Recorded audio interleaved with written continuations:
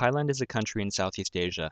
It has a population of 64 million people who come from diverse ethnic, religious, and cultural backgrounds. Shaped like a hatchet, Thailand has a surface area of 514,000 square kilometers.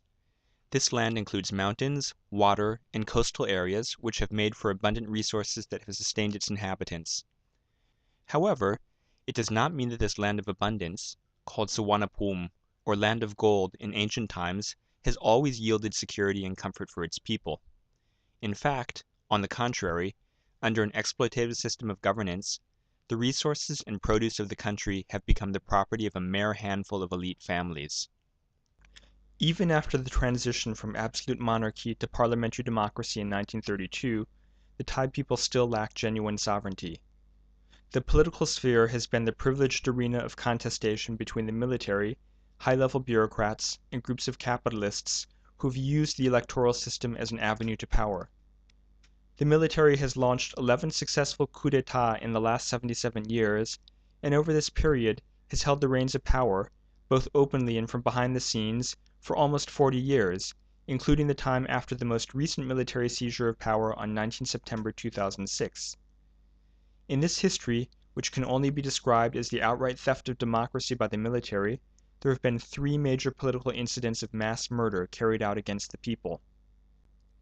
As for the capitalists, this group of elites has always managed to take advantage of the movement of democratic forces, which has had the people sector at its head. This was true in the case of the 14 October 1973 incident, the May 1992 incident, and even the political reform period following the promulgation of the 1997 Constitution, which the people sector participated in drafting. Each of these cases ushered in a period in which power was taken away from the generals, merely to lay the foundation for a liberal democracy of the capitalist groups. But what have the people gained from the power of guns and the power of money? The answer certainly isn't rights, liberties, equality, or social justice.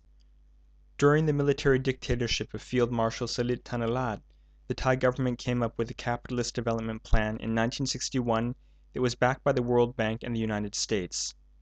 Under this plan, which was laid out, adjusted, and developed by a modern capitalist political order, what followed was the promotion of industry and urbanization, while the development of a sustainable agricultural system was abandoned. In the end, this situation gave rise to a large gap and inequality in income distribution. The agricultural sector collapsed with chemical agriculture, which requires such high amounts of capital for production that peasants had to borrow money and go into debt, all of which led eventually to their losing their land for production. The deterioration of conditions in the rural sector had an effect on nature and the environment. The land, rivers, and forests were converted into factories, golf courses, dams, and power plants to become part of the capital infrastructure needed to support industrial growth. This impact made it difficult for local communities to preserve their own patterns of self-sufficient development.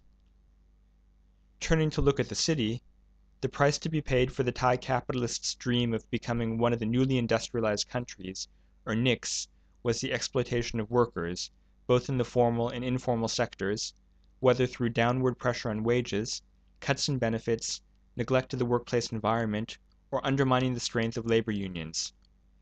In short, once the Thai elite classes set for the country their own goal of becoming industrialized and urbanized through a process that sacrificed the agricultural sector, what followed unavoidably was migration to the cities by people from the provinces in search of new life opportunities. Indeed, this deep desire to find a better life became the intermediate source from which sprang forth slums and the violations of human rights of the urban poor.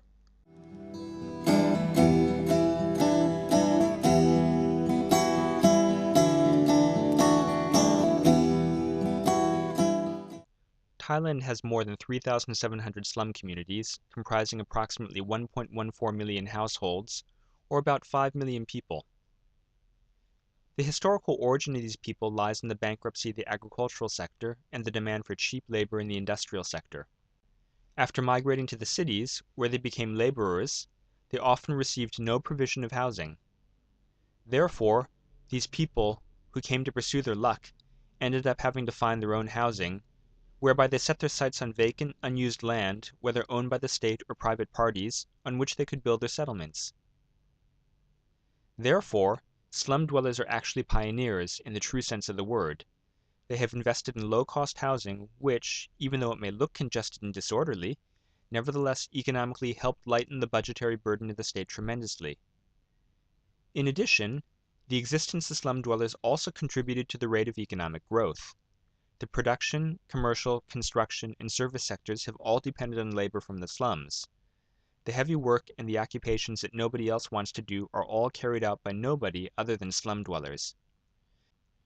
Nevertheless, these facts are not recognized by the state. State agencies instead rely on a narrow interpretation of the law as the primary measure to solve the problem. Consequently, slum dwellers are branded as trespassers, are denied their rights in accessing basic services, and, in the end, their destiny often ultimately lies in being forcibly evicted. In 1985, slum dwellers joined together and organized a campaign called Illegal People in the Capital in order to protest against the authorities and air their grievances with the public regarding the problem of not being able to get household registration, water, or electricity. In 1986, slum dwellers joined together to organize the forum Common People's Democracy in order to make policy recommendations to the political parties that were going to compete in the election. The slum dwellers came up with a slogan, Services, Household Registration, Water and Electricity, No Evictions. From 1987 to 1988, the life of slum dwellers was filled with battles against landowners. The mustering of forces to resist evictions became a regular event.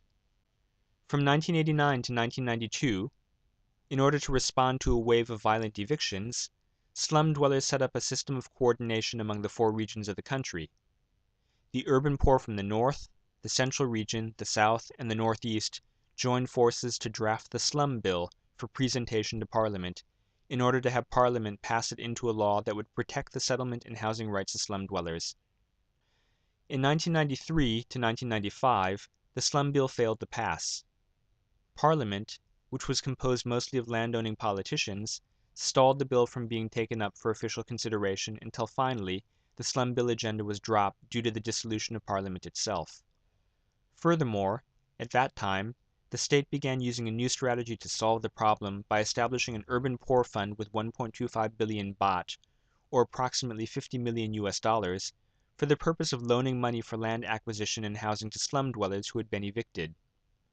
The availability of loans and the rising trend of borrowing money to buy land then became an important factor in deflecting the determination of slum dwellers to push for the Slum Bill. Nevertheless, even though the law to protect slum dwellers' rights died before it was ever born, the mobilizations at that time provided valuable experience in coordinating among the masses in different regions of the country.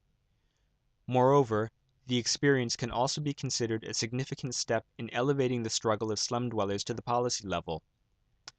Both of these factors served as an important foundation for the formation of the slum movement in the following generation.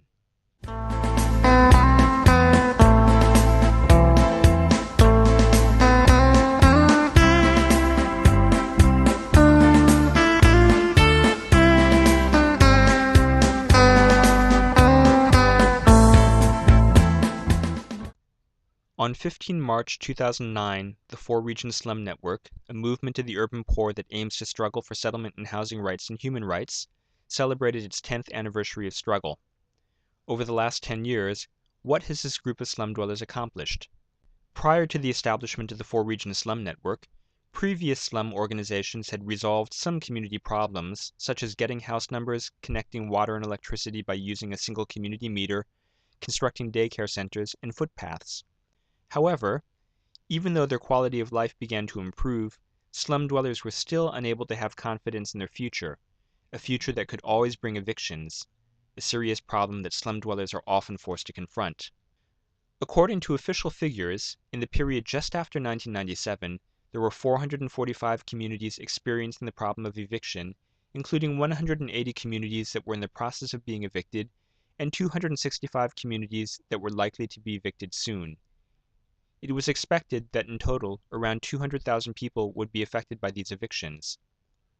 Indeed, it was not just a rumor either, because in the period when Four-Region Slum Network was being formed in 1998, slum dwellers found themselves in a state of fear over the eviction policy of the State Railway of Thailand, the policy of the Bangkok Metropolitan Administration to evict and demolish communities living along the canals, as well as the trend in driving squatters off of land owned by capitalists. Therefore, historically speaking, the formation of the four-region slum network 10 years ago happened at just the right time, because ever since that time, this group of slum dwellers has been at the very forefront of the battle against the policy of eviction from both state and privately owned land. The four-region slum network can administratively be divided into 9 sub-networks. It has around 110 member communities consisting of roughly 5,000 families. Every year, it holds an assembly to evaluate its activities, determine work policies, as well as elect an executive board and working groups. The executive board meets officially at least once every 3 months. In terms of work goals, there are 3 main strategies being pursued by the four-region slum network, namely struggling for housing and settlement rights, developing the quality of life of slum dwellers, and linking up with other people's sector movements in order to work toward creating social justice. It might be said that the four-region slum network's most successful and tangible work has been struggling for secure land and housing. In the past, slum evictions usually ended up with slum communities being relocated to areas outside of the city, far away from any source of work, or perhaps being moved into high-rise flats. Both of these options were completely unsuited to the way of life of slum dwellers. This strategy began in 1999 on land owned by the State Railway of Thailand because communities were being evicted on the basis of the State Railway's policy to rent its land out to private investors. In order to achieve its goals, the four-region slum network used diverse methods to negotiate with the State Railway, including holding public forums to criticize the policy of using land to cater to the exclusive interests of the capitalists, negotiating with the Minister of Transportation in order to present recommendations for solving the problem, jointly surveying community information, forming an alliance with the State Railway Workers Union, or using more decisive measures to achieve a victory, such as organizing large-scale demonstrations to pressure the government into stopping the evictions and come up with a policy to have the State Railway authorize communities to rent its land for a period of 30 years. When slum dwellers grasped victory, settlement upgrading projects could begin to move forward. At present, 24 communities have been able to rent land from the State Railway of Thailand. They occupy a total of 13.71 hectares and comprise 1,788 beneficiary families. Aside from the State Railway of Thailand, the four-region slum network has also forced many landowners to sit and hold their heads in their hands. They have had to stop their eviction projects and turn to negotiate and find solutions together with the slum dwellers. The Bangkok Metropolitan Administration is an example in this regard. The Bangkok Metropolitan Administration had to stop evicting communities living alongside the canals all over Bangkok. Its pretext of wanting to beautify and improve the environment was put at bay, all because the four-region slum network proved for all to see that slum dwellers living on the banks of canals are able to look after and preserve the environment without having to be moved out of the area. They have undertaken efforts together to move their houses inward and away from the water. They have dredged the canals and avoided throwing garbage into them, as well as even treated the water to improve its quality by using a beneficial organic liquid that they themselves make. Today, communities living alongside the canals are able to remain on site without moving. Even though they still lack the right to rent the land they are living on, the Bangkok Metropolitan Administration no longer dares to continue with its policy to evict them. Another accomplishment in which the four-region slum network takes pride is the restoration of human dignity to the homeless group. In Bangkok, there are more than 2,000 homeless people who sleep in public places. These people are frequently targeted in sweeps conducted by the police and the public welfare authorities, who catch them and place them in closed institutions to undergo job training.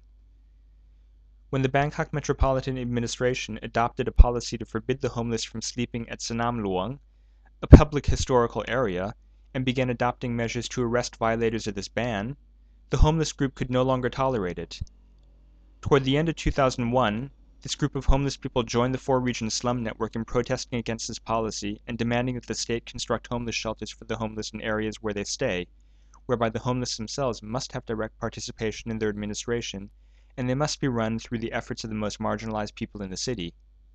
In the end, the Bangkok Metropolitan Administration was forced to make concessions and gave in to the demand for human rights made by the homeless. In fighting against evictions, the most difficult problem arises in the form of evictions by private landowners, because these people enjoy the full protection of the law, which guarantees their private property rights. They can therefore freely use the legal process to file charges against the poor to drive them off the land. But the four-region slum network has confronted this disadvantageous situation by demanding that the government, represented by the Ministry for Social Welfare and Human Security, must intervene as a mediator in negotiations with private landowners in order to delay the evictions, demand compensation, and ask for the opportunity to lay preparations first by finding new land for resettlement. In the past, four-region slum network has often been able to use the minister and his staff as ambassadors in such cases, and there are at least 3 slum communities that have experienced success as a result of this strategy.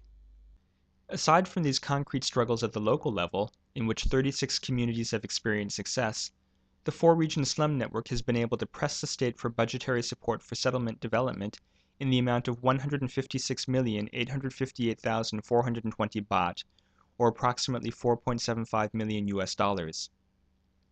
Indeed, putting up a struggle against the state at the policy level is an absolute necessity.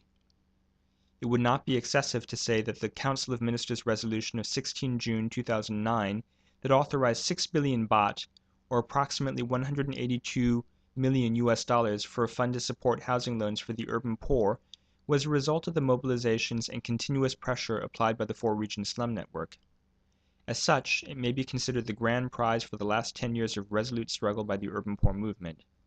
Even though the four-region slum network has experienced a certain degree of success in its fight for secure land, it is nevertheless possible that failure in other areas may lie in wait ahead, whether in the form of community economic problems, problems with education for the youth, or other social problems such as gambling, drugs, or indebtedness resulting from excessive consumption. Therefore, aside from the issue of secure land for settlement, another issue that the four-region slum network is focusing on is a search for alternatives in developing the quality of life of the urban poor. Missions already undertaken include mobilizing for free education, working on health, and setting up a system of welfare in the communities.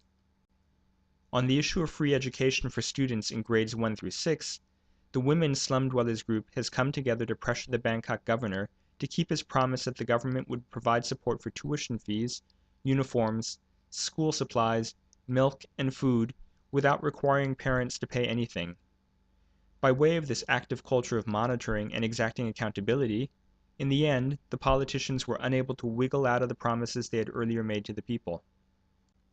In the area of work on health, the four-region slum network has set up a rights and health promotion center in a resettlement community of people who formerly lived under bridges. This center is piloting work in creating an understanding about health insurance, accessing state medical services, as well as following up on and monitoring to determine whether public health services are violating people's rights. This mission is also being undertaken primarily by women. Women leaders have been holding training sessions in four-region slum network communities and are proud of their role in being able to help people who have been missed in the official surveys get their insurance cards, coordinate with the relevant agencies to ensure that the ill are able to access their rights to health care in the event of emergencies, and do battle with the authorities who show no care or regard for the very lives of the poor. In terms of community welfare, the results of work in this area are now becoming visible, such as in the form of an emergency loan fund created by the Women's Slum Dwellers Group, which currently has a balance of over 2 million baht, or approximately 60,600 US dollars. A recycling cooperative that accepts payment in the form of garbage and old goods in exchange for small household and daily use items, a life and health insurance group in which the 30 baht monthly premiums are paid with garbage, as well as a community welfare store in which half of the profits are returned to the members, while the other half is converted into a fund to support the work of slum community leaders. As for the strategy of establishing linkages with the people's movement, it is being pursued based on the idea that the struggle of the four-region slum network is not merely the struggle of a particular interest group that is just demanding to have its own problems addressed. Instead, its goal is to be one part of the progressive social movement as a whole, aiming to create social justice. This is because the problems of the poor are ultimately structural in nature, whether the problem of income distribution, unjust patterns of landholding, the struggle over natural resources, or any of the various multitude of problems stemming from neoliberalism.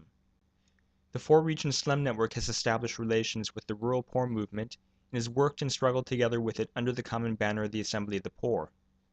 Furthermore, the four-region slum network also mobilizes around the issue of land under the joint flag of the Thailand Reform Network. Besides its connections with the peasants' movement, the four-region slum network's style of making a lot of friends is visible in other activities too. The four-region slum network has joined together with brothers and sisters in the workers' movement to oppose privatization of state-owned enterprises and other manifestations of neoliberalism, such as the signing of free trade agreements.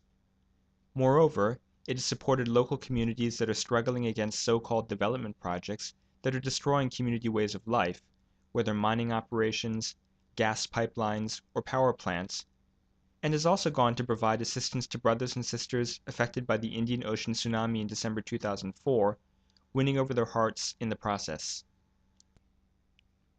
But the four-region slum network is not just networking domestically. Instead, its vision includes coordinating with international allies, as evident in its membership in Leaders and Organizers of Community Organizations in Asia, or LOCOA, an organization that mobilizes around the rights of the urban poor in Asia.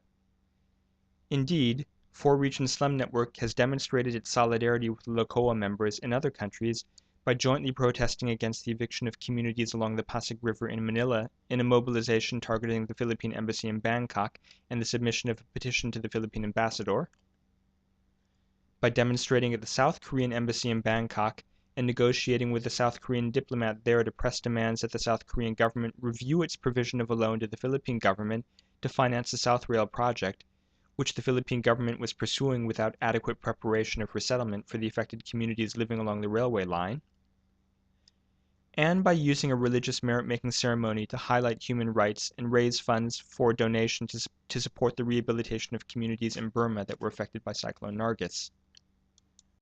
ถ้าหากฉันเกิดเป็นนกที่โผบินบินไปให้ไกลไกลแสนไกลจะขอเป็นนกพิราบขาวเพื่อชี้นำชาวประชาสู่เสรีถ้าหากฉันเกิดเป็นเมฆบนนภาจะนำพาความร่มเย็นเพื่อท้องนาหากฉันเกิดเป็นเม็ดทรายจะต้องกลายเป็นทางเพื่อมวลชนชีวายอมพลีให้มวลชนที่ทุกทนขอให้ตนไม่ว่าจะตายกี่ครั้ง All of the aforementioned information about the Four-Region Slum Network reflects the genuine culture and the very soul of the organization, which is one group in the Thai urban poor movement. In which direction will the Four-Region Slum Network move, and will slum dwellers become weaker or stronger in the next decade? These are questions which only this group, dedicated to the restoration of dignity for the poor, can answer for itself.